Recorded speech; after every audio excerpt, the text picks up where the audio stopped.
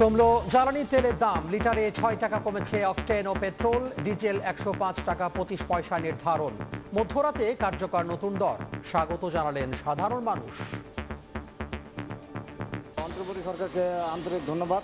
তেলের দাম যেন আরেকটু কমে। ঢাকা শহরে যে জ্যামজট, যে পরিমাণে আমরা মাইলেজ দেওয়ার কথা সেটা তো আমরা পাইতেছি না। জ্বালানি মূল্য যদি স্থিতিশীল থাকে, আমরা ওই দক্ষতা বৃদ্ধির মাধ্যমে ভবিষ্যতে আমাদের চেষ্টা থাকবে যাতে আমরা এটাকে আরো কমাতে পারি। আইন করে বিদ্যুৎ জ্বালানি খাতে লুটপাটের সুরক্ষা, দরপত্র ছাড়াই ১.৫ দশকে পছন্দের ব্যক্তিরা পান সব কাজ। দায়মুক্তির বিধান বাতিলে আদালতে যাবে ক্যাব।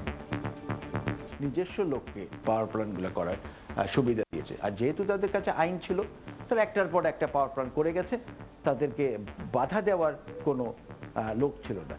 আইন করে যদি বেআইনি কাজ করা যায়, তাহলে যে আইন করে বেআইনি কাজ করা হলে সে আইন করাটাও বেআইনি। অপরাধকৃত কার্যক্রমের দায়ে অপরাধীদের জ্বালানি অপরাধী গণ্য করে বিচারের আওতায় আনতে হবে।